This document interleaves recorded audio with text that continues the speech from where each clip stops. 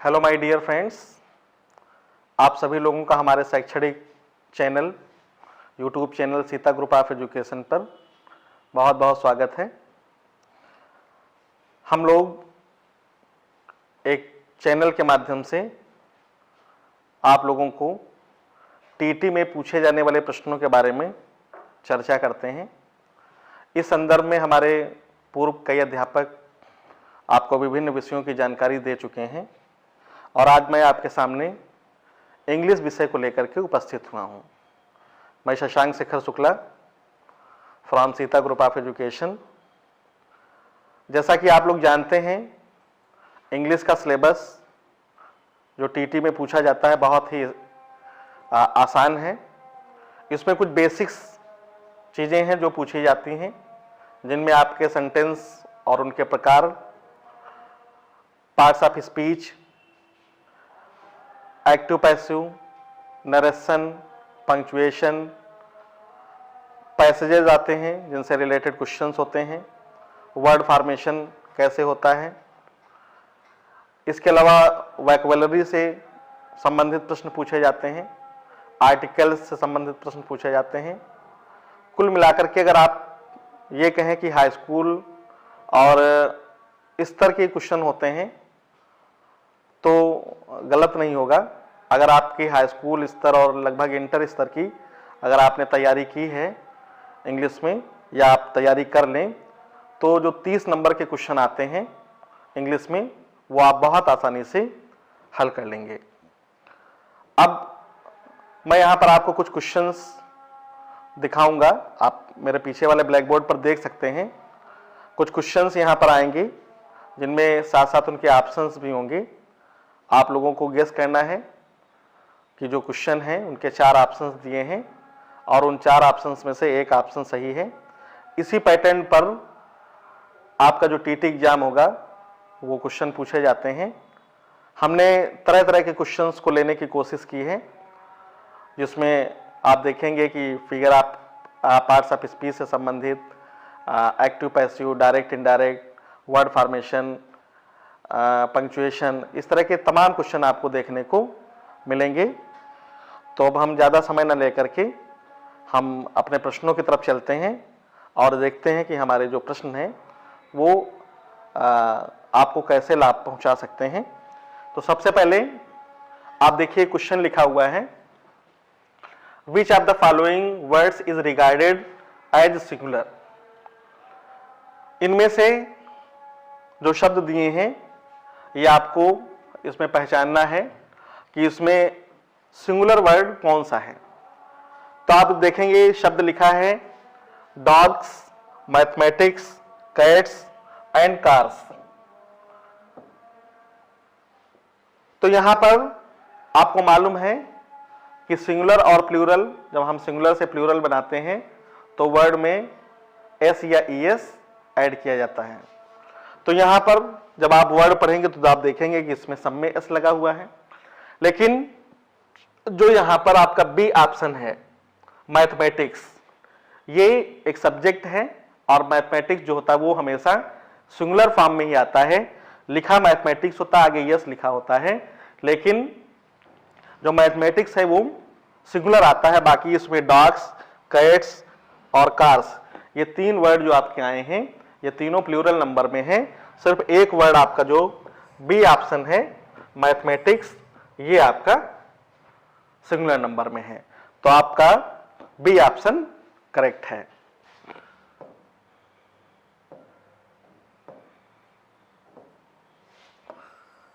अब देखेंगे आप सेकंड क्वेश्चन।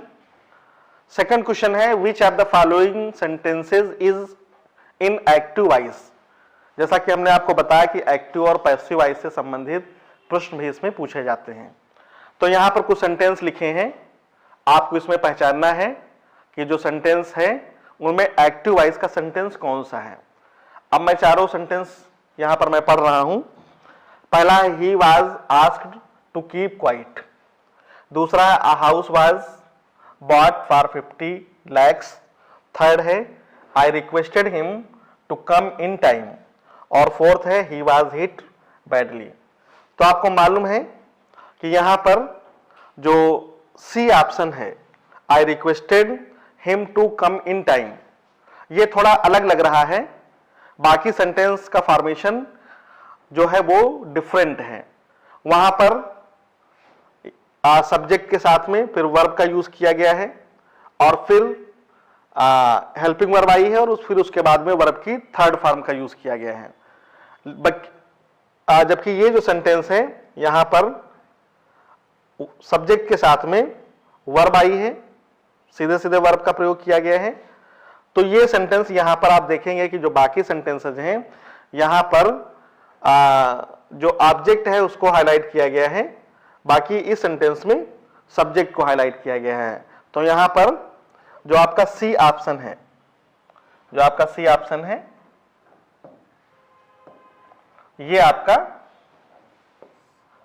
करेक्ट है। ये आपका जो सेंटेंस है ये आपका एक्टिव वॉइस में दिया गया है। इसी तरीके से आप जो है आगे देखेंगे,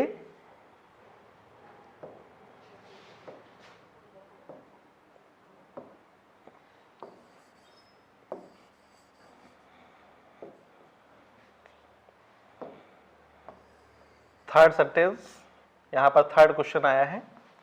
क्वेश्चन है which of the following sentences is in passive voice, इनमें से कौन सा सेंटेंस जो है वो पैसिव वॉइस में है। अब यहां पर सेंटेंस दिया है please mind your business, second है I kept quiet throughout the meeting, he was assisted by a group of students, और फिर अगला है they came late and lost the match. तो यहां पर आप देखेंगे कि जो सबसे अलग तरह का सेंटेंस लग रहा है वो यहां पर है he was assisted by a group of students. इसका फॉर्मेशन भी होता है कि हम पहले सब्जेक्ट, उसके बाद में हेल्पिंग वर्ब और वर्ब के थर्ड फॉर्म और बाई के द्वारा हम आगे इसमें जो नया हमारा सब्जेक्ट होता है यानी जो हमारा नया ऑब्जेक्ट बनता है उसको हम लिखते हैं। तो यहां पर आप देखेंगे कि आपका जो सी ऑप्शन है वो यहां पर ये करेक्ट है। तो आपका जो पैसिव वॉइस का सेंटेंस है वो है he was assisted by a group of students. तो आपने देखा कि बाकी सेंटेंस जो है वो सब आपके यहां पर एक्टिव वॉइस में दिए हैं, जबकि ये जो सी ऑप्शन है ये आपका पैसिव वॉइस में दिया है। तो आप आसानी से एक्टिव और पैसिव पहचान सकते हैं। वहां पर ज्यादातर जो सेंटेंसेस होंगे उनमें बाई का प्रयोग किया गया होगा, या अगर बाई का प्रयोग नहीं भी किया गया होगा तब भी आप स्ट्रक्चर के माध्यम से उन सेंटेंसेस को आसानी से पहचान सकते हैं। अब अगला क्वेश्चन है हमारा question number 4, that is the man the police was seeking in the above sentences what is the status of the two the's. यानी जो हमारा सेंटेंस है that is the man the police was seeking in the above sentence, इस sentence में what is the status of the two the's, यानी यहां पर जो ये द आए हैं, ये जो दोनों यहां पर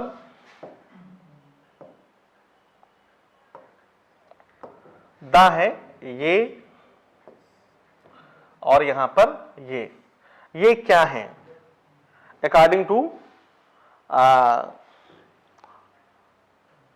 ऑप्शन दिए हैं यहां पर वर्ब, नाउन, कंजंक्शन या आर्टिकल।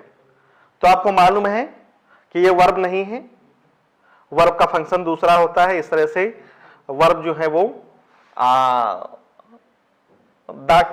जो है वो वर्ब में नहीं आता है, नाउन में भी नहीं आता है, कंजंक्शन में भी नहीं आता है, बल्कि ये जो है ऑप्शन डी आपका करेक्ट है आर्टिकल। वो भी ये आर्टिकल कौन सा है, डेफिनिट आर्टिकल।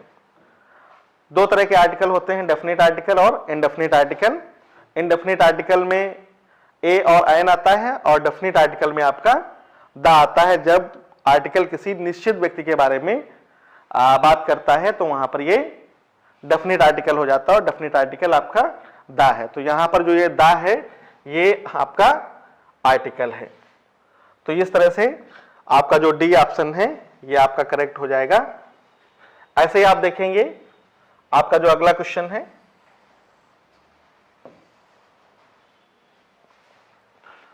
क्वेश्चन यहां पर दिया है, these students are most disobedient, these students are most disobedient. यहां पर आप देखेंगे कि सेंटेंस का जो एक सेंटेंस दिया है और फिर इसमें क्वेश्चन है, in the above sentences point out the gender of the word student. यहां पर इस सेंटेंस में जो वर्ड आया है स्टूडेंट्स, इसका जेंडर क्या है। जेंडर से रिलेटेड क्वेश्चन आते हैं। यहां पर ऑप्शन दिया है feminine gender, common gender, masculine gender, none of the above. Feminine का मतलब स्त्रीलिंग, कॉमन का मतलब उभयलिंग और मैस्कुलिन का मतलब पुल्लिंग और नन ऑफ द अबव इनमें से कोई नहीं। तो जो वर्ड स्टूडेंट्स होता है वो आपका आता है कॉमन जेंडर के अंतर्गत, यानी ये पुरुष के लिए भी प्रयोग किया जाता है और ये महिला के लिए भी प्रयोग किया जाता है, लड़के के लिए भी और लड़की के लिए भी, दोनों का इनका प्रयोग दोनों के रूप में किया जाता है। इसलिए ये जो ऑप्शन है आपका, ये आपका इसमें सही है कॉमन जेंडर। तो कॉमन जेंडर ऑप्शन जो है ये आपका बिल्कुल करेक्ट ऑप्शन है। बाकी ये फेमिनिन नहीं है, मैस्कुलिन नहीं है, तो आपका बच्चा ये सिर्फ कॉमन, तो ये आपका हो गया कॉमन जेंडर। ऐसे ही आप देखेंगे हमारा जो एक अगला क्वेश्चन है, क्वेश्चन नंबर 6। एक सेंटेंस दिया है, in the sentence he was going along the road, point out the tense. इस सेंटेंस में आपको टेंस बताना है कि ये टेंस कौन सा है।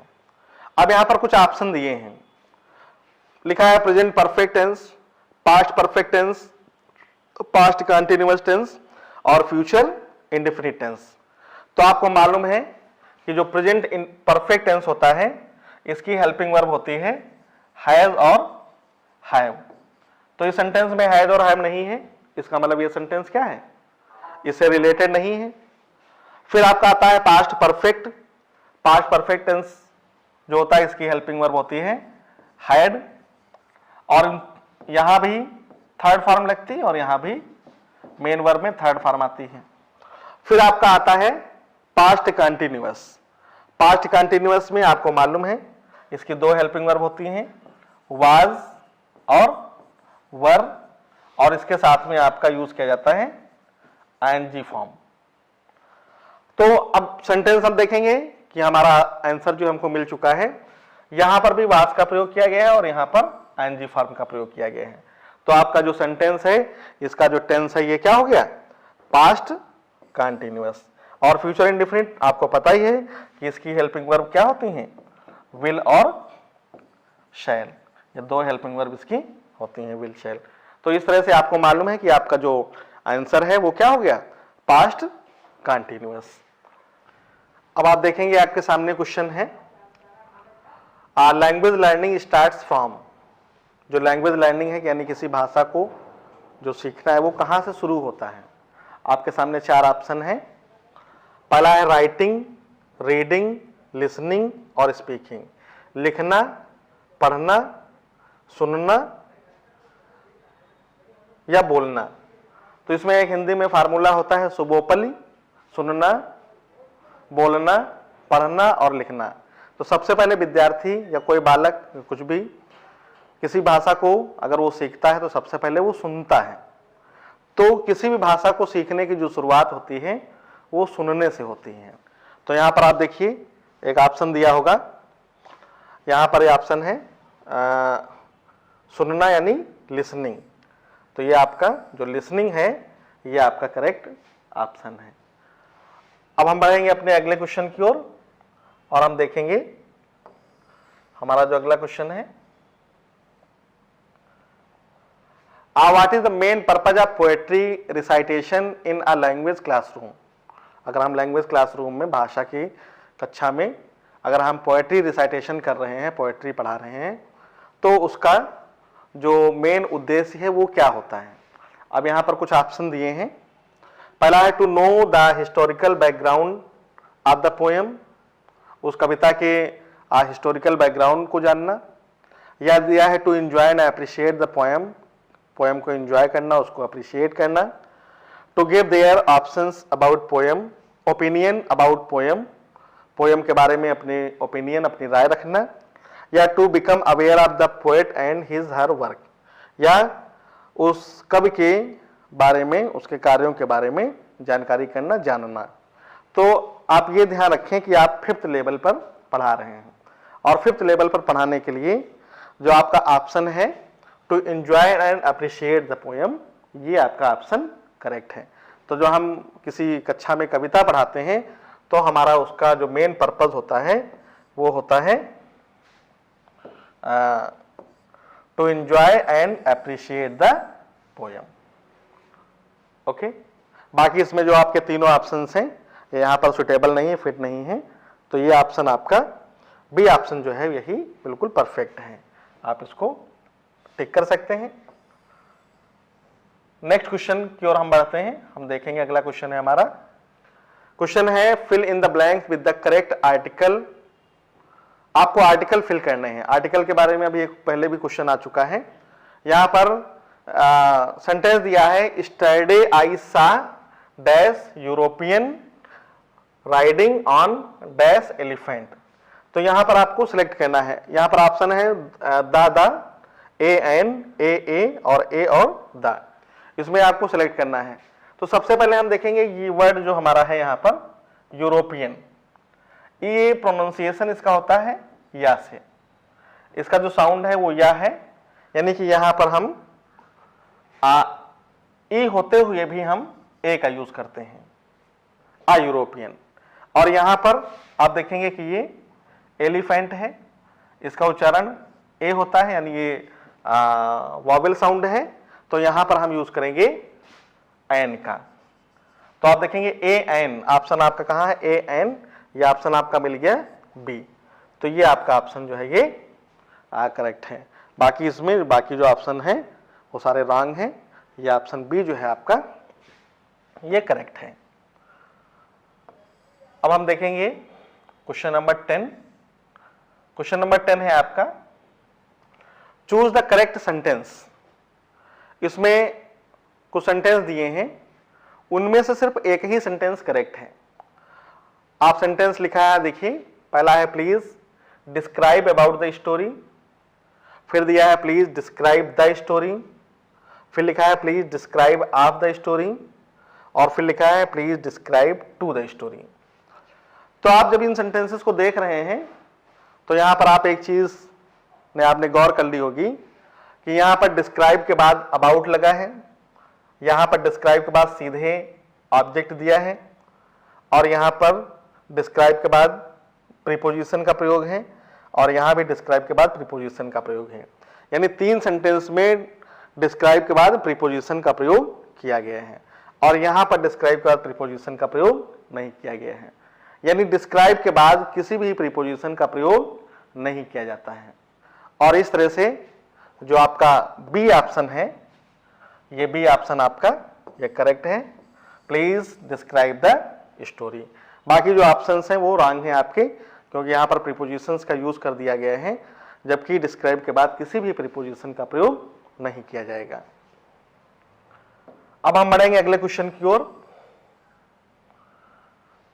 क्वेश्चन है हमारा fill in the blanks with correct preposition. ये भी प्रीपोजिशन से रिलेटेड है, और यहां पर एक सेंटेंस दिया है ही अ प्रिजनर वाज एक्यूज्ड, फिर है मर्डर। एक्यूज का मतलब होता है दोषी ठहराना, मर्डर का मतलब हत्या। तो यहां पर कुछ प्रीपोजिशंस दिए हैं, और उन प्रीपोजिशंस में हम देखेंगे एक दिया है ऑफ, फिर है फॉर, फिर है टू, और फिर है of. A prisoner was accused of, a prisoner was accused for, a prisoner was accused to, a prisoner was accused of. तो हमको मालूम है कि जो हमारा वर्ड एक्यूज्ड होता है इसके साथ में हमेशा प्रीपोजिशन ऑफ का प्रयोग किया जाता है। तो ये सेंटेंस, इसका जो ऑप्शन ए है ये आपका करेक्ट है, और ये बनेगा अ prisoner was accused of murder. उस कैदी को, एक कैदी को मर्डर का दोषी यानी हत्या का दोषी पाया गया। ओके, तो आप देख सकते हैं कि यहां पर ऑफ का प्रयोग जो है वो बिल्कुल सही है। सेंटेंस में ऑफ का प्रयोग यहां पर किया जाएगा। अगला आपका सेंटेंस है क्वेश्चन नंबर 12 आपका है choose the correct pronoun to complete the following sentence. अब यहां पर लिखा है दिस ड्रेस इज, बाकी यहां पर ब्लैंक दिया है, यहां पर ये ब्लैंक दिया है और फिर लिखा है and that one is mine, और यहां पर दिया फिर our book, yours, your book. तो यहां पर हम देखेंगे कौन सा इसमें जो प्रोनाउन है वो सेट होगा। तो यहां पर जो प्रोनाउन है योर्स, ये पजेसिव प्रोनाउन है, जो आपका पजेसिव प्रोनाउन है वो यहां पर आएगा। प्रोनाउन फिल करना है इसमें, करेक्ट प्रोनाउन। योर जो है वो आपका ये पजेसिव एडजेक्टिव है और बाकी योर्स जो है वो आपका पजेसिव प्रोनाउन है। तो this dress is yours and that one is mine, ये सेंटेंस आपका करेक्ट होगा। तो आपका जो ऑप्शन बी है वो यहां पर ये आपका करेक्ट आएगा। तो इस तरह से आप पजेसिव प्रोनाउन आप इनको देख सकते हैं कि कैसे इनका प्रयोग किया जाता है। ये आपका पार्ट्स ऑफ स्पीच से सेंटेंस लिया गया है प्रोनाउन टॉपिक से। अगले क्वेश्चन की तरफ। क्वेश्चन है change the following sentences into passive voice. जो एक सेंटेंस दिया है इसको पैसिव वॉइस में बदलना है। अब यहां पर सेंटेंस दिया है have the girls asked this question, have the girls asked this question. इस सेंटेंस को हम चेंज करेंगे किसमें? पैसिव वॉइस में। तो सबसे पहले पैसिव वॉइस में बदलने के लिए हमको यह जानना जरूरी है कि हमारा जो एक्टिव वॉइस का सेंटेंस दिया है वो किस टेंस में दिया है। तो यहां पर आप हैव की मदद से, यहां पर आपका लिखा है हैव, और हैव की मदद से आप समझ सकते हैं कि आपका जो सेंटेंस है ये परफेक्ट है। और हैव जो होती है वो प्रेजेंट परफेक्ट टेंस की हेल्पिंग वर्ब होती है। तो प्रेजेंट परफेक्ट टेंस के हेल्पिंग वर्ब, इस प्रेजेंट परफेक्ट टेंस के सेंटेंस को जब हम पैसिव वॉइस में बदलते हैं तो यहां पर हम हेल्पिंग वर्ब यूज करते हैं हैज बीन या हैव बीन। सिर्फ इसकी मदद से ही आप सेंटेंस को सिलेक्ट कर सकते हैं। आप देखें कि सेंटेंस में हैज बीन या हैव बीन का प्रयोग किया गया है। तो आप देखें यहां पर this question have asked by the girls, इसमें नहीं है। हैव दिस क्वेश्चन बीन, यहां आपको बीन भी मिल गया और यहां आपको हैज भी मिल गया। Have this question asked by the girls, यहां भी आपको नहीं मिला। Have the question asked by the girls, यहां भी आपको नहीं मिला। बीन, तो बीन आपको मिला बी ऑप्शन में, बी ऑप्शन में मिला। बाकी और भी तरीके हैं जिससे आप पहचान सकते हैं, लेकिन इजी तरीका है कि आप देखें कि उसमें हैज बीन और हैव बीन है या नहीं है। तो आप इसकी मदद से सेंटेंस को बहुत आसानी से पहचान सकते हैं कि सेंटेंस आपका ये पैसिव वॉइस में दिया गया है। इस सेंटेंस को अगर हम बदलें तब भी यही आएगा। यहां पर आप लिखेंगे हैज और फिर उसके बाद आएगा ये जो यहां पर ऑब्जेक्ट है, इसको उठा करके सब्जेक्ट बना देंगे तो बन जाएगा दिस, और फिर क्वेश्चन, और उसके बाद बीन, और फिर यहां पर बीन के बाद वर्ब की थर्ड फॉर्म लगाएंगे तो हो जाएगा आस्क्ड, और फिर प्रीपोजिशन बाय का यूज करेंगे और फिर द गर्ल्स लिख देंगे तो हो जाएगा द गर्ल्स। ये सेंटेंस आपका बनेगा, क्वेश्चन मार्क यहां लगा देंगे। और लास्ट में आप देखें कि यही सेंटेंस यहां पर बी में बना हुआ है, has this question been asked by the girls. तो आपका बी ऑप्शन जो है वो बिल्कुल करेक्ट है। अब आप देखेंगे आपका अगला क्वेश्चन जो है, यहां पर क्वेश्चन दिया है which of the following words is an abstract noun. आपको मालूम है कि नाउन के काइंड्स आपने पढ़े होंगे, 5 तरह के काइंड्स होते हैं। सबसे पहले proper noun, common noun, material noun, abstract noun और कलेक्टिव नाउन। तो यहां पर एब्स्ट्रैक्ट नाउन लिखा हुआ है, यहां पर लिखा है एब्स्ट्रैक्ट नाउन। एब्स्ट्रैक्ट नाउन एक ऐसा नाउन होता है जिसको हम ना छू सकते हैं और ना देख सकते हैं, बल्कि इसको सिर्फ हम महसूस कर सकते हैं। अब हम नजर डालेंगे अपने ऑप्शंस की ओर। हमारे ऑप्शन है बॉय, वोमेन और प्लो। और कनेक्शन। तो यहां पर बाकी जो है ये बॉय, इसको छुआ भी जा सकता है, देखा भी जा सकता है, वुमेन भी है और प्लो भी है। बाकी जो कनेक्शन है, जो वर्ड कनेक्शन है, इसको ना तो देखा जा सकता है, इसको ना तो छुआ जा सकता है, बल्कि इसको सिर्फ महसूस किया जा सकता है। तो आपका वर्ड जो है कनेक्शन, ये आपका अब्स्ट्रैक्ट नाउन है। बाकी आपका जो बॉय वुमेन, ये बॉय वुमेन और प्लो, ये सब आपका दूसरे नाउन के अंतर्गत आएगा। बॉय आपका कॉमन नाउन है, वुमेन भी आपका कॉमन नाउन है। तो आपका जो सिर्फ कनेक्शन बचता है वर्ड, ये आपका भाववाचक संज्ञा है, अब्स्ट्रैक्ट नाउन के अंतर्गत आता है। अब हम बढ़ेंगे अगले क्वेश्चन की ओर। हमारा अगला क्वेश्चन है, क्वेश्चन दिया है which are the following sentences has a conjunction. यानी ये जो सेंटेंस दिए हैं, इनमें किसी एक सेंटेंस में कंजंक्शन का प्रयोग किया गया है, वो सेंटेंस आपको पहचानना है। पहला है शी इज फुल्ली बिजी, दूसरा है I am nobody for you, फिर है she is poor but she is by nature hospitable, और फिर है my grandfather is not well. तो सबसे पहले आपको पता होगा कि कंजंक्शन होता क्या है। कंजंक्शन एक ऐसा वर्ड होता है जो दो शब्दों को या वाक्यों को, उपवाक्यों को, इनको जोड़ने के काम में आता है। ये किसी भी वर्ड को, क्लास को, फ्रेज को आपस में जोड़ता है, इनको कनेक्ट करता है। तो आप यहां पर देखेंगे कि बाकी जो सेंटेंस हैं, जैसे शी इज फुल्ली बिजी, इसमें कोई कंजंक्शन नहीं है। I am nobody for you, यहां पे आपको कोई कंजंक्शन दिखाई नहीं पड़ता है। और माई ग्रैंडफादर इज नॉट वेल, यहां भी आपको कोई कंजंक्शन नहीं मिलता है। बट ये जो थर्ड ऑप्शन है आपका, ये वाला, ये आप देखेंगे यहां पर थर्ड ऑप्शन ये दिया है, she is poor but she is by nature hospitable. वो गरीब है, लेकिन वो हृदय से, यानी उसके स्वभाव से वो अतिथियों का सम्मान करने वाली है। तो ये लग गया बट यहां पर। तो एक सेंटेंस यहां पर ये हो गया शी इज पुअर, और दूसरा हो गया she is by nature hospitable. तो आप देखेंगे कि दोनों सेंटेंसेस को जोड़ने का काम कौन कर रहा है? बट कर रहा है। तो बट यहां पर क्या हो गया? कंजंक्शन हो गया।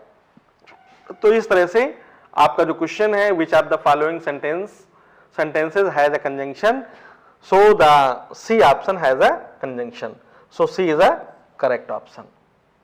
Okay, now we will see the next question. हमारा अगला क्वेश्चन है आपका 16 नंबर पर question, point out the sentence which is in present perfect tense. हमें प्रेजेंट परफेक्ट टेंस का जो इसमें सेंटेंस है उसको सिलेक्ट करना है।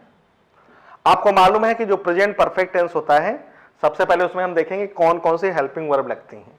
आपको मालूम है प्रेजेंट परफेक्ट टेंस की हेल्पिंग वर्ब होती है हैज और हैव, और इसके साथ में लगती है आपकी थर्ड फॉर्म। तो हम देखेंगे किस सेंटेंस में हैज और हैव के साथ में थर्ड फॉर्म आया है। पहला, आई शैल गो टू जौनपुर टुमारो, यहां पर आया शैल। सी इज वेरी इंटेलिजेंट, इसमें भी हैज हैव हमको नहीं मिल रहा है। फिर है योर सिस्टर विजिटेड अस स्टरडे, यहां पर वर्ब की सेकंड फॉर्म का यूज किया गया है। और चौथा sentence I have finished my work. तो यहां पर आप देखेंगे कि आपको हैव भी मिला ये, और यहां पर आपको वर्ब की थर्ड फॉर्म भी मिल गई। तो ये सेंटेंस जो आपका है I have finished my work, ये आपका रिलेटेड है प्रेजेंट परफेक्ट टेंस से, क्योंकि यहां हैव है और वर्ब की थर्ड फॉर्म का प्रयोग किया गया है। तो अगर आपको हेल्पिंग वर्ब पता है और अगर आपको मेन वर्ब पता है किस टेंस में कहां पर मेन वर्ब लगती है, तो आप आसानी से टेंस का पता लगा सकते हैं कि जो हमारा सेंटेंस दिया है वो किस टेंस में है। अगला क्वेश्चन है आपका क्वेश्चन नंबर 17 है आपका, विच of the following sentences has a transitive verb. तो आपको मालूम है वर्ब जो है वो ट्रांसिटिव, इंट्रांसिटिव, लिंकिंग और हेल्पिंग होती हैं। हेल्पिंग वर्ब होती हैं जिनको ऑक्सिलरी वर्ब भी कहते हैं। तो यहां पर हम देखेंगे, और सबसे पहले हम जान लें कि ट्रांसिटिव वर्ब होती क्या है। ट्रांसिटिव वर्ब एक ऐसी वर्ब होती है जिसमें हमें ऑब्जेक्ट की जरूरत पड़ती है। बगैर ऑब्जेक्ट के ट्रांजिटिव वर्ब जो होती है उसका मीनिंग पूरा नहीं होता है। इंट्रांजिटिव वर्ब जो होती है उसमें बगैर ऑब्जेक्ट के भी काम चल जाता है, उसका अर्थ कंप्लीट हो जाता है, लेकिन ट्रांजिटिव वर्ब में हमको ऑब्जेक्ट की जरूरत पड़ती है। अब यहां पर हम सेंटेंस पढ़ेंगे। दिया है she walks in the morning daily, he is running very fast, she writes well, और यहां पर लिखा है I killed I snake last night. तो यहां पर हम देखेंगे कि हमारी जो वर्ब है इसका जो कॉम्प्लीमेंट है वो कहां है, इसका जो ऑब्जेक्ट है वो कौन सा है, सॉरी इसका ऑब्जेक्ट क्या है। यहां पर वॉक का ऑब्जेक्ट कुछ नहीं है, रनिंग का ऑब्जेक्ट कुछ नहीं है, राइट का ऑब्जेक्ट कुछ नहीं है, लेकिन यहां पर जो वर्ब किल्ड है, यहां पर आप देखेंगे कि जो वर्ब आपके यहां पर किल्ड है इसका ऑब्जेक्ट दिया है आई स्नेक। तो यहां पर आपको मालूम भी है कि ट्रांजिटिव वर्ब का मतलब ही होता है सकर्मक क्रिया। ट्रांजिटिव वर्ब का हिंदी में अगर हम उसको कहें तो सकर्मक क्रिया होती है, यानी कर्म सहित। तो इस सेंटेंस में वर्ब किल्ड का कर्म यानी स्नेक दिया है, तो ये आपकी ट्रांजिटिव वर्ब हो जाएगी। इस तरह से आपका जो ऑप्शन डी है ये आपका करेक्ट ऑप्शन है। हम बढ़ेंगे अगली क्वेश्चन की ओर। ये क्वेश्चन है आपका question number 18, which of the following sentences is negative. इनमें से कौन सा सेंटेंस जो है वो नकारात्मक है, निगेटिव है। आपने सेंटेंस पढ़े होंगे, उसमें कई प्रकार के सेंटेंस आप पढ़ते हैं। असर्टिव सेंटेंस, उसके दो भाग होते हैं, affirmative, negative, interrogative, optative, exclamatory, इस तरह के सेंटेंस होते हैं। तो आप यहां पर देखेंगे पहला सेंटेंस लिखा है I come from a rich family, ये निगेटिव सेंस इसका नहीं है। फिर दिया है you can do all this in no time, इसका भी निगेटिव सेंस नहीं है। He does not listen to me, इसका निगेटिव सेंस है। और they are very gentle people, इसका भी निगेटिव सेंस नहीं है। तो यहां पर निगेटिव सेंस किस सेंटेंस में आ रहा है, तो वो सेंटेंस है आपका ये सेंटेंस है आपका he does not listen to me. यहां पर हेल्पिंग वर्ब के साथ में नॉट का प्रयोग किया गया है, यानी कि ये जो सी ऑप्शन है ये आपका निगेटिव सेंटेंस है। तो बड़ी आसानी से आप हो सकता है आप थोड़ा कंफ्यूज हो जाएं नो देख करके कि यहां पर नो लगा है तो ये निगेटिव सेंटेंस हो सकता है। सिर्फ नो होने से निगेटिव सेंटेंस नहीं हो सकता है, बाकी कुछ और भी कंडीशंस होती हैं, उनको भी हम ध्यान रखेंगे कि हमारा निगेटिव सेंटेंस ये है या नहीं है। बाकी आप देखें कि यहाँ वर्ब के साथ में अगर ये निगेटिव होता तो यहाँ कैन के बाद नॉट लगा होता, इसलिए यहाँ पर हेल्पिंग वर्ब के बाद में नॉट का प्रयोग किया गया है, इसलिए ये सी ऑप्शन जो है वो आपका करेक्ट है, ये आपका निगेटिव सेंटेंस है। अगला आपका क्वेश्चन है which of the following sentence is exclamatory.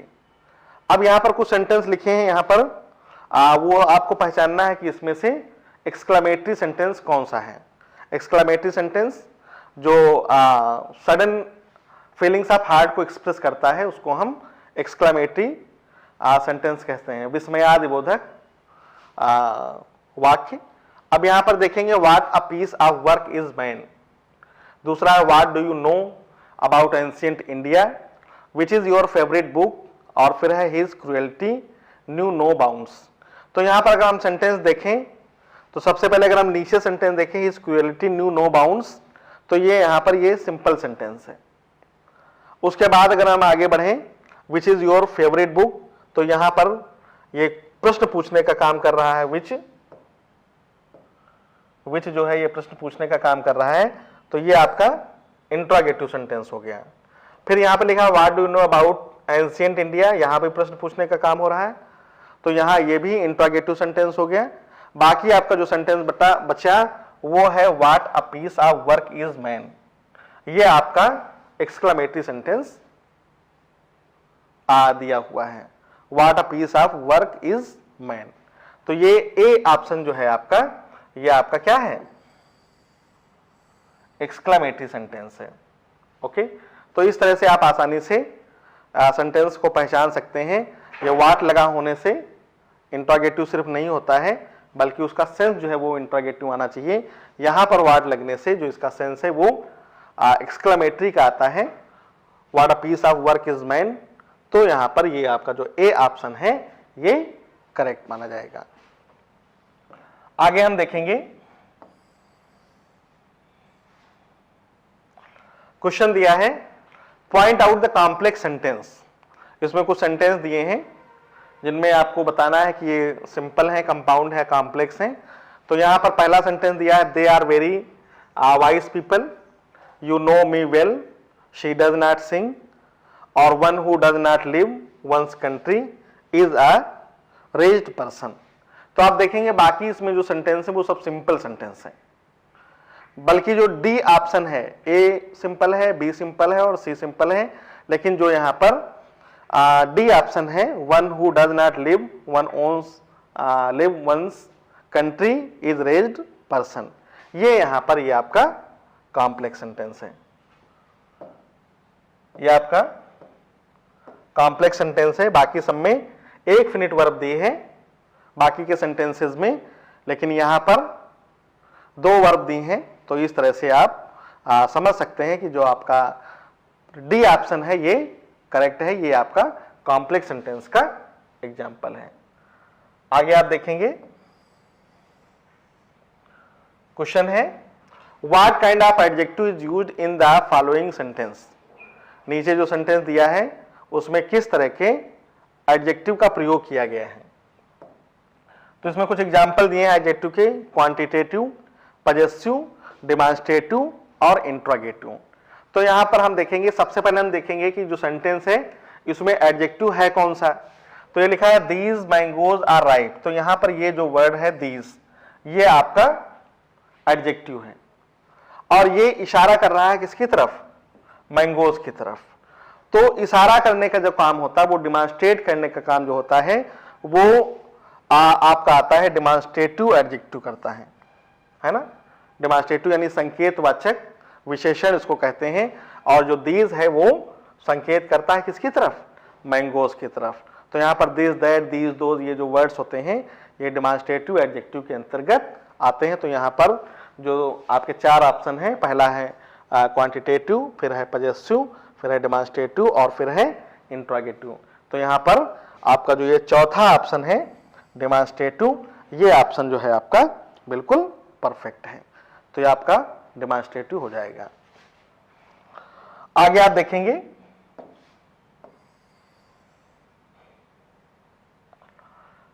Sentence दिया है आपका, complete the following sentences by choosing the correct option. No sooner did we go out on the road it began to rain heavily. तो आपको मालूम है यहां पर जो ऑप्शन दिए हैं, पहला है व्हेन, देन और बट। तो आपका जो इस तरह के सेंटेंस होते हैं जिनमें नो सूनर लिखा होता है, नो सूनर का मतलब होता है जैसे ही। तो नो सूनर वाले जो भी सेंटेंस अगर आप देखेंगे तो उनके साथ में हमेशा देन का प्रयोग किया जाता है। अगर किसी भी सेंटेंस में नो सूनर का प्रयोग आ गया है तो यहां पर उसका अगला जो पार्ट होगा उस यहां पर वो आपको देन ही फिल करना होगा, है ना। No sooner did we go out on the road it began to rain heavily. जैसे ही हम सड़क पर गए, go out on the road, हम बाहर सड़क पर गए, it began to rain heavily, वैसे ही बारिश, जोरों से बारिश शुरू हो गई। तो आप पहचान लें, जहां पर भी नो सूनर आप देखें वहां पर आप सीधे देन का प्रयोग करें। तो इस तरह से आपका जो बी ऑप्शन होगा वो बिल्कुल करेक्ट होगा। ओके, बढ़ेंगे हम अगले क्वेश्चन की ओर और हम देखेंगे हमारा अगला क्वेश्चन यहां पर दिया है the correct feminine of RAM is. तो यहां पर रैम का यहां पर अपोजिट लिखना है। ये टेट में क्वेश्चन आ चुका है पिछली बार, तो वहां पर कुछ लोगों ने इसको देखा कि सीधे यहां पर लिखा था रैम और उन्होंने इसको राम समझ लिया और उन्होंने तुरंत इसको बगैर सोचे समझे सीता पर टिक कर दिया था। तो यहां पर जो रैम होता है ये मैस्कुलिन है और रैम का फेमिनिन लिखना है। रैम का फेमिनिन यहां पर सीता, टो, इव और फिली, ये तीन वर्ड दिए हैं, जबकि रैम का जो फेमिनिन होता है वो इव होता है। रैम का फेमिनिन क्या होगा, इव होगा। तो फेमिनिन जेंडर से रिलेटेड क्वेश्चन जो होते हैं वो भी इसमें बहुत सारे आते हैं, क्वेश्चन मिल सकते हैं आपको। तो आप ध्यान रखें, जेंडर पोर्शन आप आसानी अच्छे से प्रिपेयर करें जिससे आपका क्वेश्चन कोई गलत ना होने पाए। अब हम देखेंगे हमारा जो अगला क्वेश्चन है, ये क्वेश्चन है complete the following sentence with the correct option. यहां पर दिया है इज द बेस्ट स्टोरी, और फिर आगे लिखा है योर्स, योर, योर्स और योर्स। यहां पर अपॉस्ट्रोफी का प्रयोग किया गया है। यहां पर हम फिल करना है, हमको करेक्ट ऑप्शन फिल करना है। तो यहां पर इज द बेस्ट स्टोरी, तो आप देखेंगे कि यहां पर कौन सा ऑप्शन आएगा। तो यहां पर आपको मालूम है कि यहां पर जो योर्स है यह आपका पजेसिव प्रोनाउन है, और यहां पर पजेसिव प्रोनाउन का ही प्रयोग किया जाएगा। तो ये जो ए ऑप्शन है, ये आपका ए ऑप्शन है योर्स, तो ये यहां पर फिल करेंगे yours is the best story, है ना। तो यहां पर इसको फिल करेंगे, और ये योर्स जो आपका प्रोनाउन है ये बिल्कुल करेक्ट ऑप्शन है ना। ये प्रोनाउन है आपका, पजेसिव प्रोनाउन है। अब हम बढ़ेंगे अगले क्वेश्चन की ओर। हमारा अगला क्वेश्चन है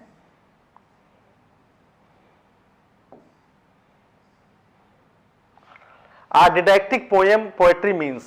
जो डिडैक्टिक पोएट्री होती है, तमाम तरह की पोएम्स होती हैं, उनके अलग अलग ऑब्जेक्ट्स होते हैं उन पोएम के। तो हम देखेंगे कि जो हमारी डिडैक्टिक पोएट्री होती है उसका मतलब क्या होता है। कुछ ऑप्शंस दिए हैं। पोएट्री विच इंस्पायर, एक ऐसी कविता जो हमको इंस्पायर करती हो। पोएट्री विच प्लीजेस, जो हमको प्रसन्न करती हो। पोएट्री विच टीचेस, जो हमको सिखाती हो। और पोएट्री विच इन्फॉर्म, जो हमको जानकारी देती हो। तो डिडैक्टिक का मतलब ही होता है टीच करना, है ना। यहाँ पर टीचर्स होगा, तो ये आपका जो ऑप्शन है डिडैक्टिक पोएट्री मीन्स, है ना। इसको हम उपदेशात्मक भी कह सकते हैं, डिडैक्टिक का मतलब होता है। तो ये सी ऑप्शन जो होगा आपका पोएट्री विच टीचर्स। तो डिडैक्टिक पोएट्री का मतलब होता है पोएट्री विच टीचर्स, जो हमको सीधे सीधे किसी चीज को सिखाती है, किसी चीज को बताती है, वो हम इसको हम डिडैक्टिक पोएट्री कहते हैं। तो इस तरह से आपने देखा कि आज हमने आपको 25 क्वेश्चन बताए जो बहुत इंपॉर्टेंट हैं। इस तरह के क्वेश्चंस आपको टीटी में और या सुपर टेट के एग्जाम्स में देखने को मिलेंगे। तो ये रहे हमारे क्वेश्चन। आशा है कि आप लोगों को पसंद आए होंगे। एक बात आपसे जो कहनी है, आप हमारे चैनल सीता ग्रुप आप एजुकेशन को इसको लाइक करिए, इसको शेयर करिए और ज़्यादा से ज़्यादा इसको सब्सक्राइब करिए। धन्यवाद।